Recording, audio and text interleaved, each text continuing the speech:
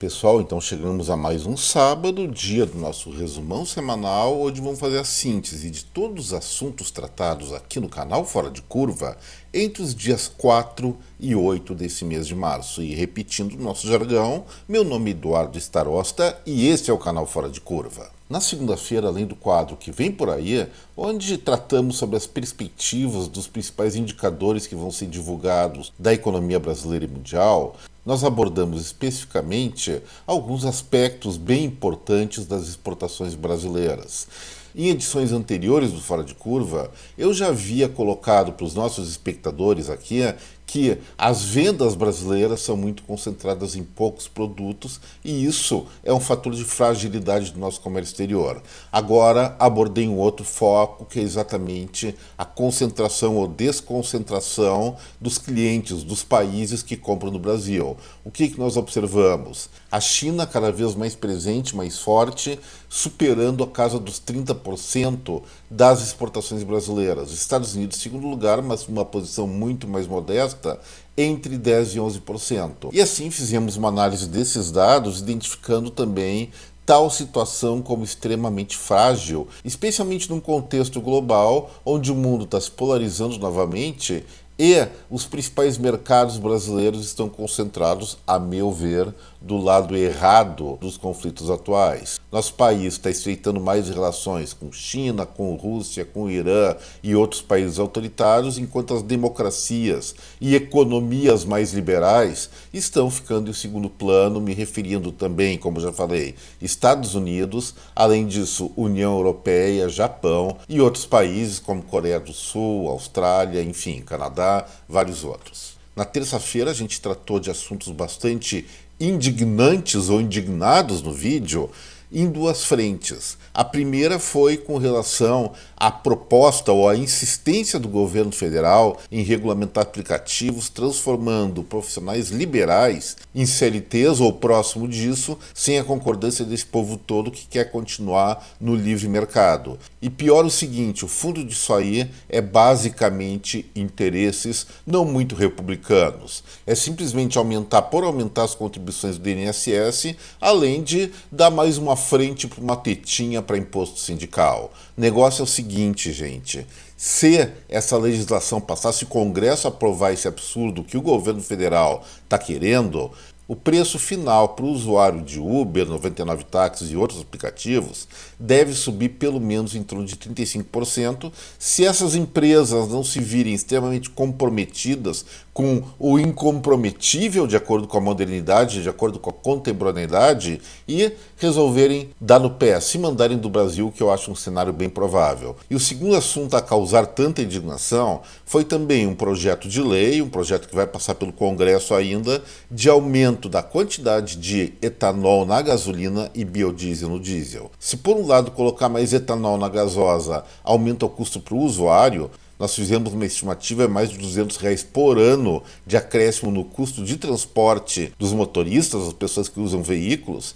Na questão do diesel, a situação é pior ainda porque o biodiesel, da forma que é feito no Brasil, ele danifica os equipamentos, motores, bico-injetores, tanques, enfim. O aumento de custo de manutenção vai ser um absurdo.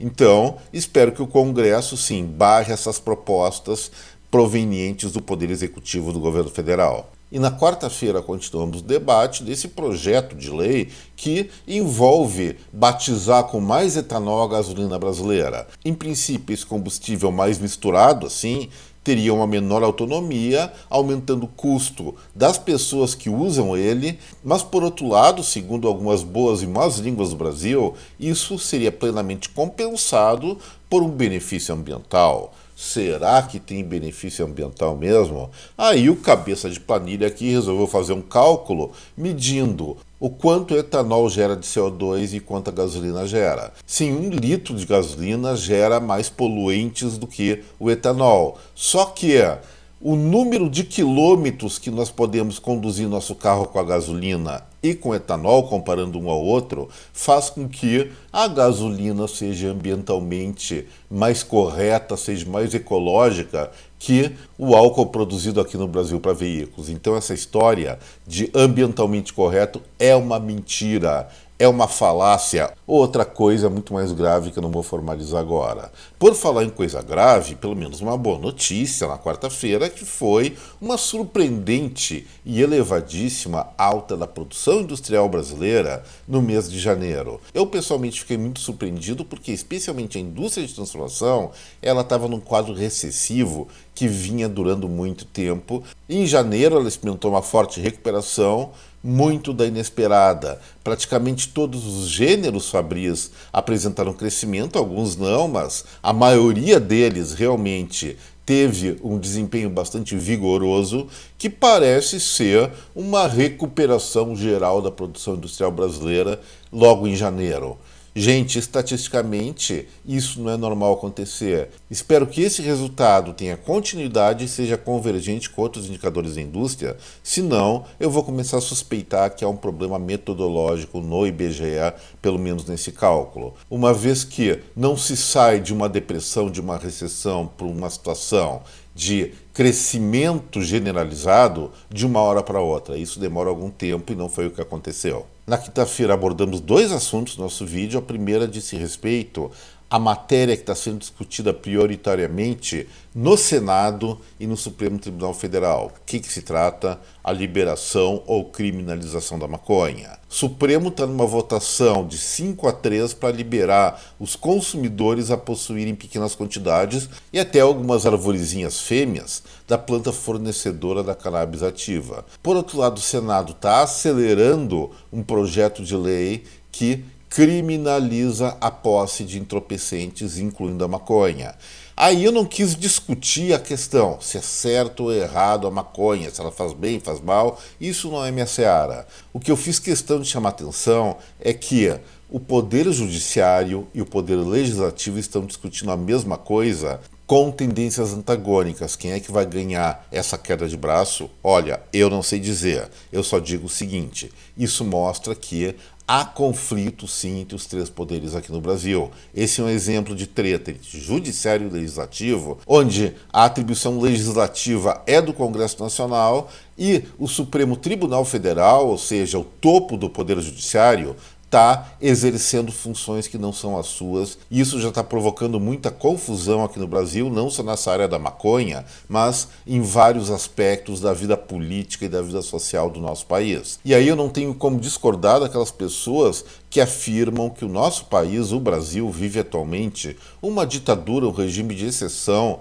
por parte do Poder Judiciário. O outro assunto que nós tratamos na quinta foi a possibilidade, pelo menos a fofoca, de a Azul estar adquirindo ou incorporando a aérea Gol ao seu patrimônio, à sua operação. Nós sabemos que essa última empresa entrou com recuperação judicial no Tribunal de Nova York, nos Estados Unidos, está querendo resolver seus problemas financeiros, parece que conseguiu algum capital de giro para arrumar aviões, mas a questão é a seguinte, o que eu apontei naquele momento. É uma coisa recorrente de tempos em tempos as empresas aéreas brasileiras quebrarem, entrarem em crise e irem à bancarrota. Isso já aconteceu, vamos lembrar, com Varig, com VASP, Transbrasil, mais recentemente com a Avianca, e parece que a Gol está trilhando o mesmo caminho e aparentemente talvez seja esse o futuro também das outras grandes, a Azul que está melhorzinha agora e a Latam.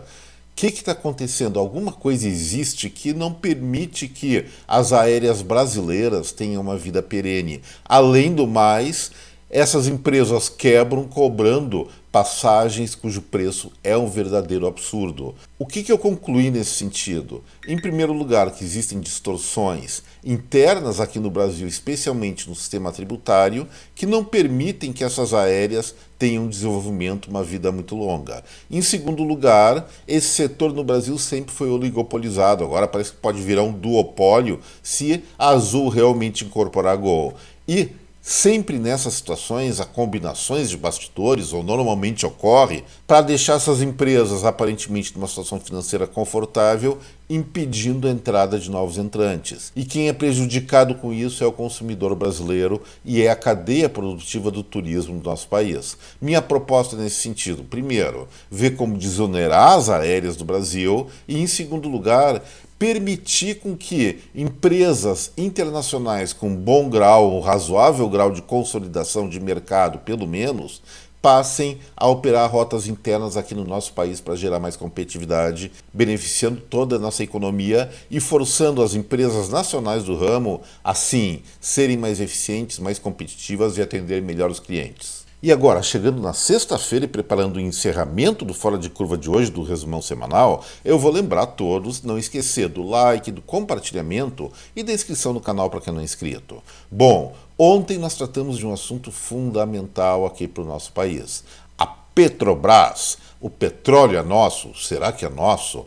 Vamos ver que nós pagamos muito caro pelo ouro negro, pelos derivados, gasolina, diesel, gás de cozinha, do que a maior parte dos outros países que têm produção de petróleo no mundo. E isso é consequência de vários fatores. Em primeiro lugar, a tributação excessiva e, em segundo, que é importantíssimo, é o fato da Petrobras ser praticamente uma monopolista aqui no país na produção e distribuição para o mercado interno de derivados do petróleo.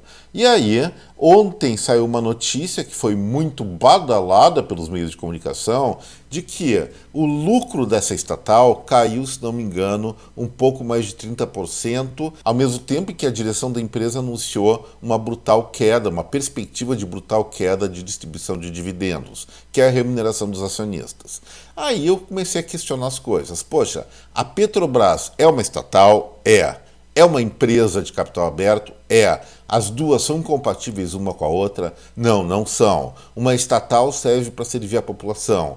Uma empresa de capital aberto, uma SA, para servir os acionistas, lógico, fornecendo bens e serviços para a população, que é o seu mercado. E a partir dessa contradição, qual foi a minha conclusão? Ou a Petrobras se assume inteiramente como estatal, que eu não recomendei, porque carrega muitas ineficiências e até atrativos para a corrupção, ou no melhor dos cenários, ela é dividida em várias empresas, 4 ou 5 pelo menos, licitada para a iniciativa privada, abrindo-se o mercado, abrindo-se a concorrência de petróleo e derivados aqui no Brasil, que eu tenho certeza, gente, o consumidor iria pagar muito menos e não estaria sujeito aos eventuais prejuízos da Petrobras, que quando ocorrem, quem paga são os cofres públicos, mas os cofres públicos, para pegar a graninha, tem que arrecadar do cidadão que somos nós. Então, além de pagar uma das gasolinas mais caras dos produtores globais de petróleo, nós somos responsáveis por cobrir os eventuais prejuízos da Petrobras e outras estatais.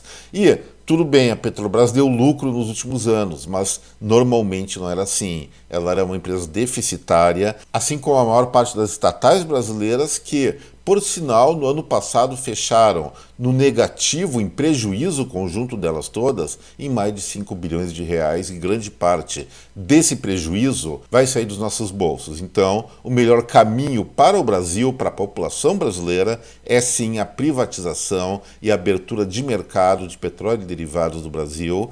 Além do mais que, acredito que daqui a 20 ou 30 anos no máximo, toda a infraestrutura que hoje pertence à Petrobras vai ser majoritariamente uma sucata, porque nós estamos numa fase de grande transição energética e coisas novas vão chegar logo logo. Gente, esses foram assuntos tratados durante a semana, espero que vocês tenham gostado dessa síntese, e se gostaram, lembro novamente, não esqueça do like, do compartilhamento e da inscrição no canal para quem não é inscrito. Desejo a cada um de vocês uma baita, uma excelente continuidade de final de semana. Deixo aqui o meu até breve, um forte abraço. Tchau, pessoal.